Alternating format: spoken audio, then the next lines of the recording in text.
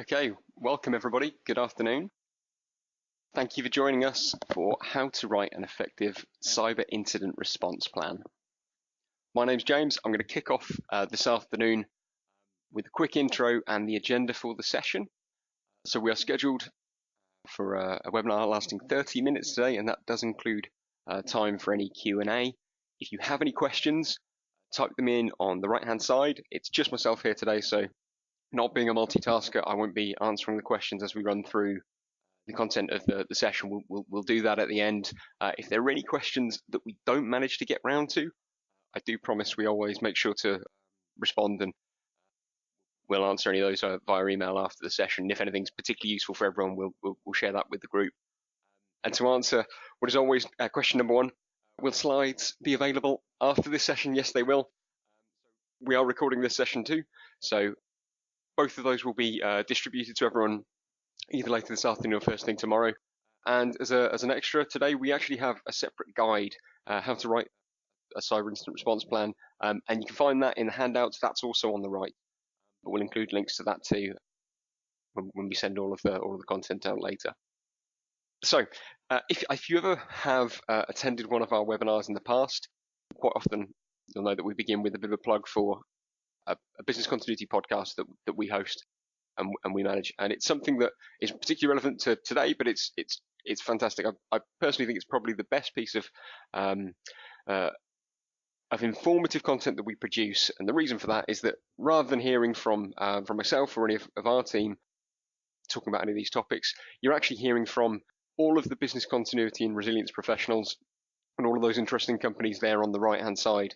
We go out and speak to them, we try and get their advice, and we've been really lucky to talk to some really fantastic people who are not only very, very good at their job and able to to manage resilience very effectively for those very large organizations, but they're very effective at communicating how those practices can be translated to businesses of all sizes.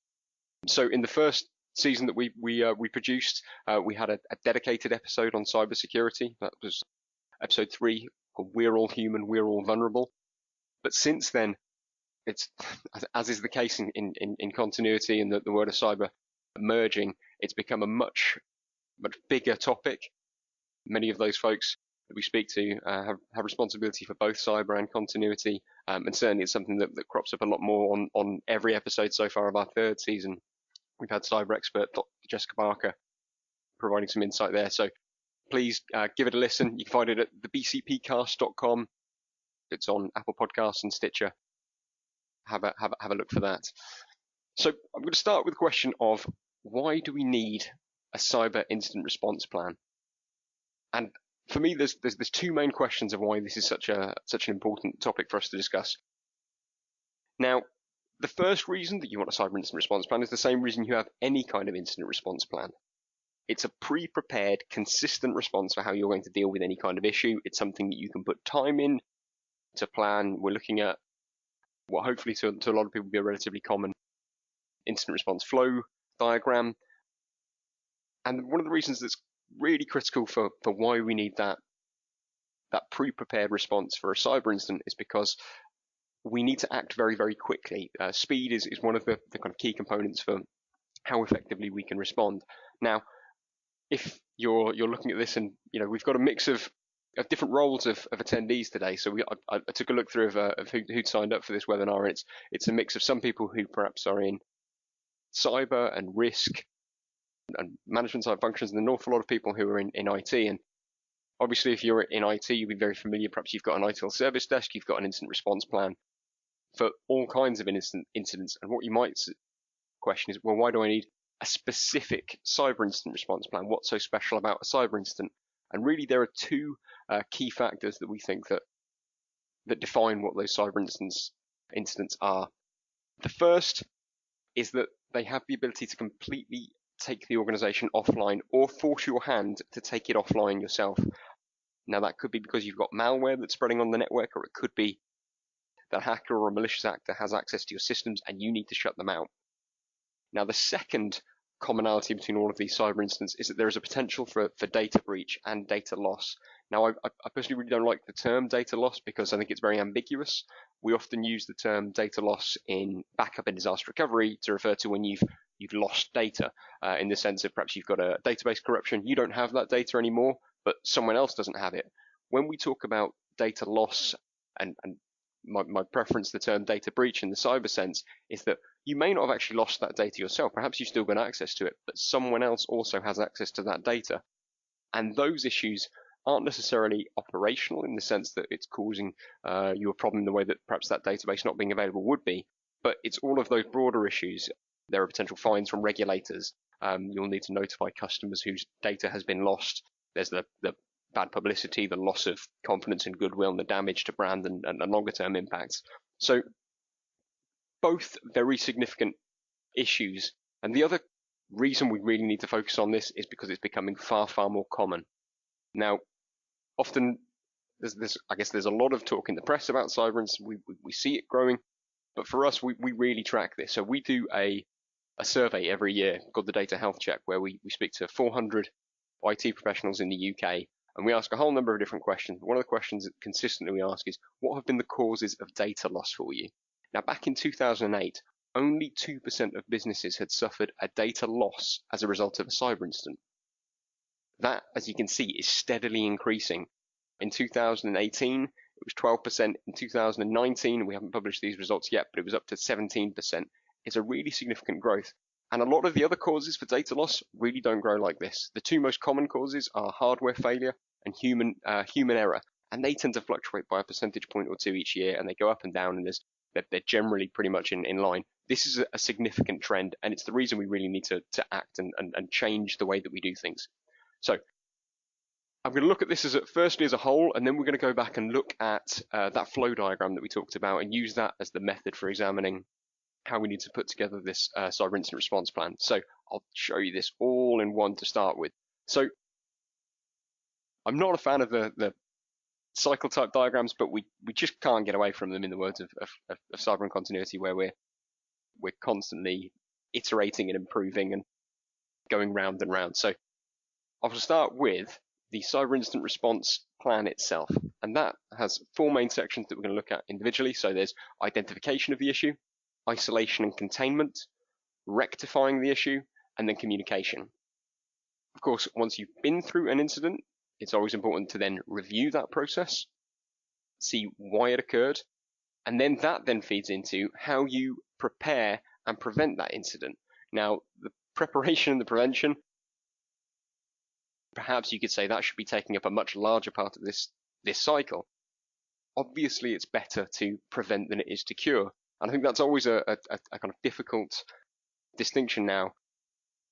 It's almost become a bit of a cliche to say with cyber incidents, it's not if, it's when. I think we all appreciate that, yes, it is when. But the vast majority of all of our efforts probably take place on how we prevent that. How do we stop these things occurring, rather than the section of when it does occur, how do we act? But obviously, all of this feeds into itself, and it's how we improve and iterate and make our organizations more resilient. So I'm going to start there. So preparation and prevention. So what are the threats that we're trying to prevent? So we've got, this isn't exhaustive by any means, but it's a list of the kinds of things that we're looking to stop. So there's malware, all of its various different guises. We have DDoS attacks. There's hacking and the various different motivations that might be behind a hack. And then the sensitive data being shared. So that could be intentionally by a malicious actor, or it could be accidentally, or it could be negligence on behalf of the user. So these are the threats. How do we prevent them? Our prevention methods range from things like anti-spam and antivirus software. For instance, this is what we're using to try and prevent a phishing email getting through. User awareness training. If that email gets through, we don't want our users to click on the email, etc. Encryption for, let's say, for instance, a laptop, some kind of movable device. If something were to be lost, that data would not be readable. Anti-DDoS CDN measures, data loss prevention, software to prevent data coming off the network, and then things like ASV scans and penetration testing to act like those hackers and those people who may be trying to get into our network. So probably you have some, if not all of these in place already, and hopefully they're doing a good job. And what we're going to talk about is how we then assess that and then kind of come back through them and use it to feed back in as to what, how we can improve overall. So that's the prevention side. So this is the preparation of the incident response plan. So the first thing that we tend to do is, and you've probably seen similar diagrams to this, is we want to go back and look at all of those. So let's just skip back a couple of slides. We want to look at what are all of these different threats that we're trying to prepare for. And these are an interesting group of threats. And we'll talk about these later on, because the way that we would respond to each of these threats is very, very different. You couldn't use the same plan to prevent against a DDoS attack that you would for malware that's been on the system. Once you have your big long list of all of your threats, you then need to prioritize them. And the way to do that is use one of these types of grid that we use often in kind of continuity and in cyber planning. And so we look at the impact something might have and the urgency, and we use that to assess how important these threats are. So do you need to assemble a crisis management team? Let's take an example, for instance. Say, do you have malware? It's been found, but it's only on one isolated laptop. The response that you need for that is very, very different. Perhaps it could be something that's relatively easily handled by the IT team versus malware that is all across the network and is taking down the entire data center. The reaction to that's going to be very, very different. So here, as I said, coming back to our kind of cyber incident response process, this is what you then want to build. And we have our long list of all our incidents that we're trying to prevent against. Ideally, we want a plan that will take in as many of these as possible. It's better to have fewer processes. You don't want a different process flow step for each different threat you're responding to. You want a single process that you can apply to many different. This certainly isn't anything unique. You can find a much better version of this on the handout, and we're gonna look at the individual sections in a bit more detail in a second.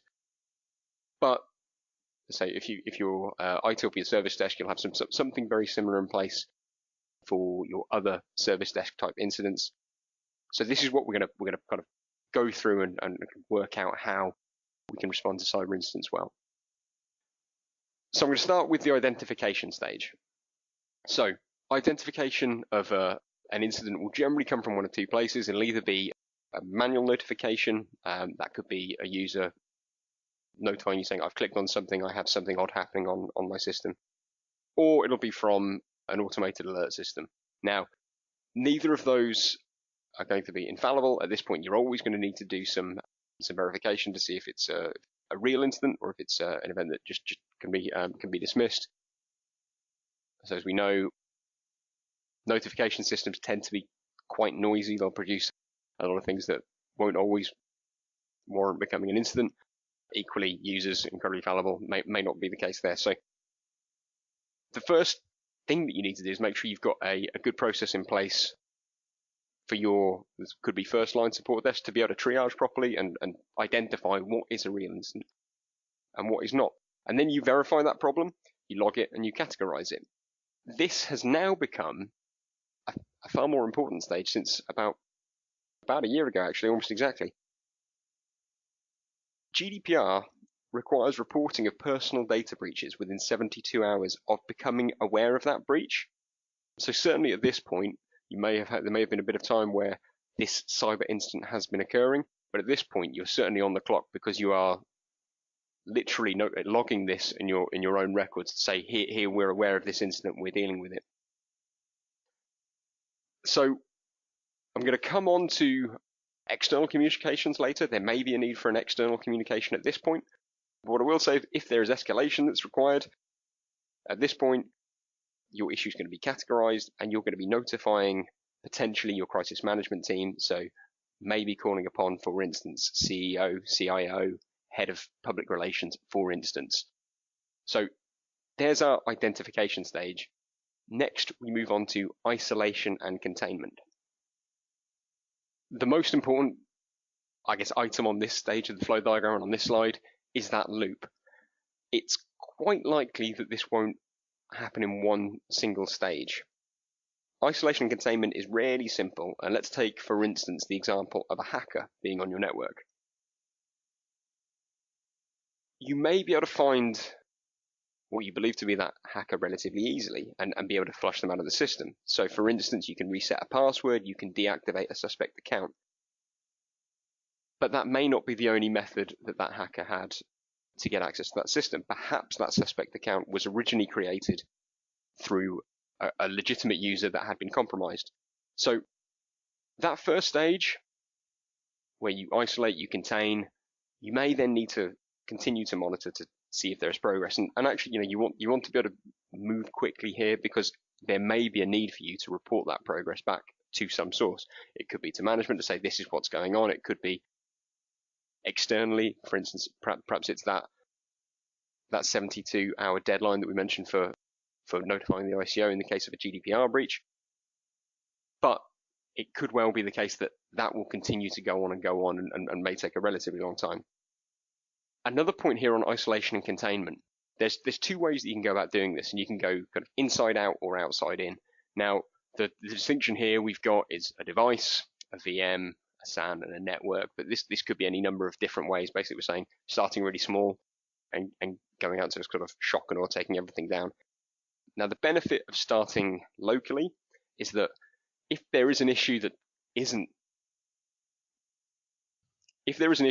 affecting the wider network, probably the majority of users won't notice that. So let's say you're taking a single device off the network. Terrific. No one else will see the problem. The problem you have with it is if you've originally found an issue that is affecting a single device, but it also affects the entire network, the process to move outwards is going to take far longer before you reach that final point. And as we said, speed of containment is pretty critical.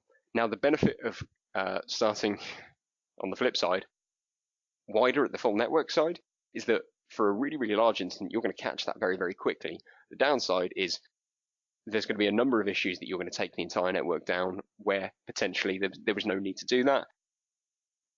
Not a decision a lot of people are going to want to make.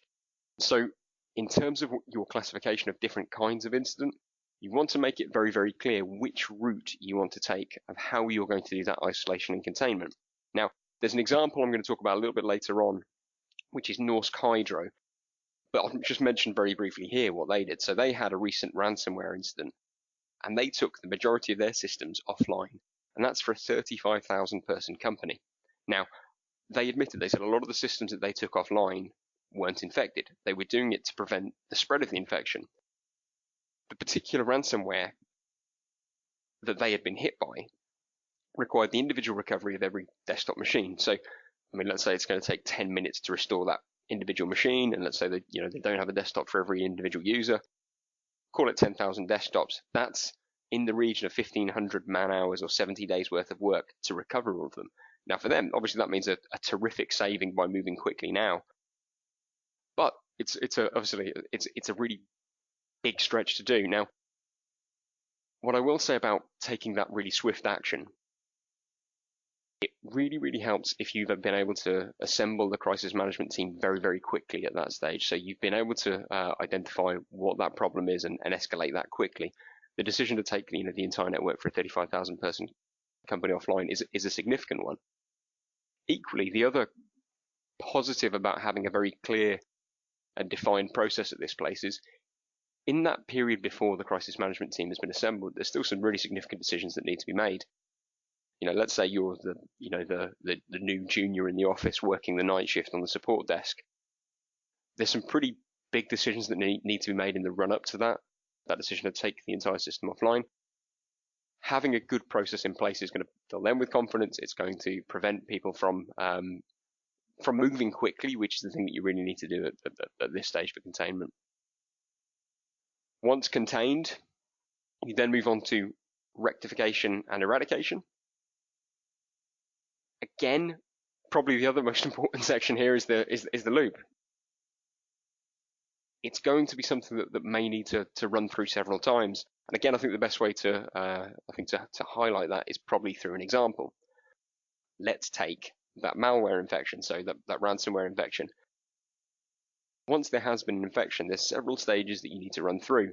There will be perhaps an update of antivirus software, if it was something that didn't catch that initial infection, to make sure that should it come on again, it will be caught immediately.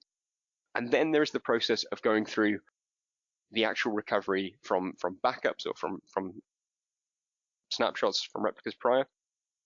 And that stage, you may need to do that multiple times to see which is the most recent clean version.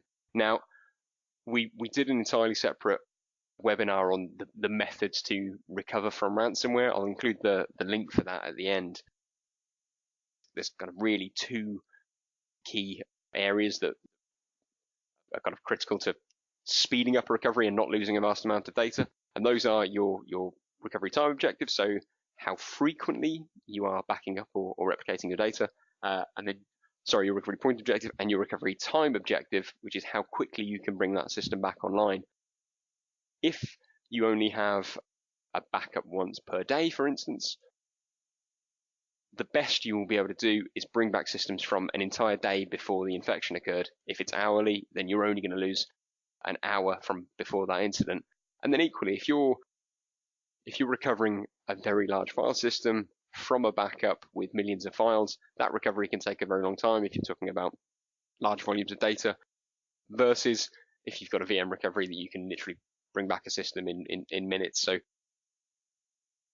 I guess that's our bit of input from us as the disaster recovery and backup provider. But as I say, for more detail on that, there's an entirely separate webinar on that altogether.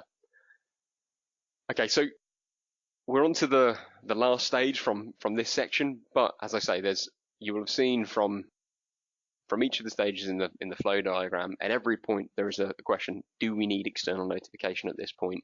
As well as all of those internal stages where we've had to communicate with all of our various different teams to coordinate this process itself. So there's a few different kinds of notifications that we're going to need. There are, as I say, those internal notifications, and that will be both to the crisis management team and the incident response team, those people who are dealing with the incident itself. And then there's the communications to your wider users to tell them we are suffering from a problem. This is what we need you to do. Wait until further communication. There are then the external people. So this will be potentially customers or users or victims of a data breach. There will be the police, your insurance company, the ICO, or any other regulators that you need to communicate with. And then in the most serious of incidents, there may be press notifications. I say the most serious of incidents. This also is partly tied to the size of organization or the profile of the organization that you're working with. It could be that actually it's a relatively minor incident for a lot of other people, but it's something that would immediately need press notification, particularly depending on the sensitivity of data or the type of issue that you've seen.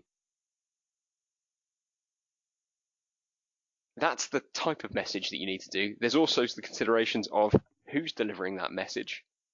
So again, we talk about who that crisis management team is. There will be people, for instance, from your press or your communications team who might be managing that process. But also, there's the best person who can deliver that message, which is very often perhaps the CEO or the CFO. It certainly needs to be someone very senior. And then also, there is how are you going to actually physically deliver those messages? You may have lost your kind of primary communications tools in this cyber instance, so you need to have an alternative method that you can use. Again, we held a separate webinar on how to build a mass communications tool. I'll pop the link for that at the end. That's something that's probably very, very useful for smaller businesses for internal communications, but certainly having those processes in place, make this far simpler. Now, communication is such a kind of important one for us, and there was an amazing example of this recently, which I want to run through here. So I mentioned Norsk Hydro probably a few slides back. They're one of the largest producers of aluminium in the world. They've got 35,000 staff. You may have seen in the news that they suffered from a ransomware attack, or you might not have done, because what was interesting, I think, with this is that it really didn't hit the headlines in the way that some cyber incidents in the past have done. And in particular, I'm thinking about WannaCry and NotPetya that hit the NHS, WPP, the LA Piper, and Maersk. In particular, I would say there's a fantastic article that's worth Googling on Maersk's incident, written in Wired. Take a look at that. Their recovery, they needed to go and source a domain controller that happened to be in Africa that wasn't connected to the rest of the network to facilitate them getting back online. Really, really interesting, terrific read. Now, when those incidents hit the headlines, it was pretty clear that those businesses really weren't prepared for them. Some of them have said as much since, and they've all recovered since, but it certainly wasn't a kind of a neat and tidy recovery. Norsk Hydro definitely learned from those incidents, and not only did they recover well, but they gave an absolute masterclass in how you deliver your communications. The first thing here, message, it was on the homepage of their website. We've got a cyber attack, click here for latest updates. When you click through, this was a few days in when they had several stages of updates. Their first update really didn't have much to say other than, we've had a cyber attack, we're dealing with it, and we will provide updates. And that was quite brave. A lot of businesses really won't take that step. A lot of businesses will try to hold off until they have something positive that they can say about the stages that they're in. But actually, there's a lot going on. There's a lot of, probably in this case, press and a lot of suppliers all trying to communicate. Just having the bravery to say, we've got a problem and we're dealing with it, gives a little bit of confidence, but it also shows that you're on top of things, and it means people will give you a little bit more breathing space to get that next update up. Over the next couple of days, there were several updates. They were frequent. They were really clear. They said what the cause was, which business areas were effective, what manual workarounds had been put in place, and the delays that they were causing. And this was so terrific. And then they held a press conference. They actually held a couple of press conferences. I think this was the first. And it was brilliant. So the chap in the top right-hand side is Norsk Hydro's CFO. It was streamed online as a webcast. They were really open and honest and transparent. And I watched it and I was just incredibly impressed with how well they were dealing with it, and it instilled confidence in you about Norsk Hydro as a company. And then finally, I'd say that their media training was fantastic. In the Q&A portion of the conference, the CFO was terrific. He had answers. He was very well informed about the situation. When there were questions he didn't want to answer, he was able to deflect them without seeming evasive or difficult. Just really, really impressive. Definitely one to kind of look at and take note from. I guess the final point on this cycle diagram is the review stage. And obviously, you've been through a problem, something happened. There are obviously going to be things that could be fixed.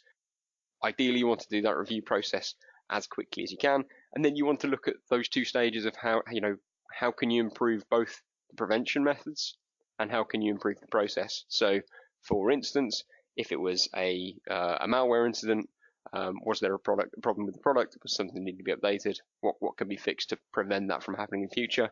And then in your process, what broke down? Who couldn't be contacted as quickly as they could? What message didn't get out to the right people? How do you improve that? How do you speed that up so that it's better the next time round? The last thing I'm going to run through that kind of covers our full kind of cycle of the process is I want to run through kind of a real life example of how each of those stages might work. It's a real example, only the names have been changed to protect the innocent, and it's in this case it is a ransomware incident for a small business. So the initial notification was that a user noticed a locked file and an odd file extension. It was flagged to the IT manager, who confirmed it. It was ransomware, immediately logged, categorized, and prioritized it as a major incident, and escalated it to the cyber incident response team, including all of those people. There were, when we talk about CIA, so confidentiality, integrity, and availability of data, immediately it was clear that the integrity and the availability of data were compromised. Confidentiality potentially could be, but it wasn't known at this point. The first notification was to users, which was to send them home, to have those who could work remotely work remotely. The decision was taken to not inform customers and regulators because it was not yet known if there was any breach of confidentiality.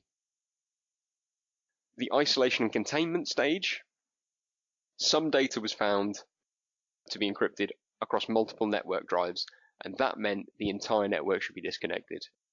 Also, desktops and laptops, everything switched off. As that investigation progressed, it was clear that it was limited to only 2 network drives.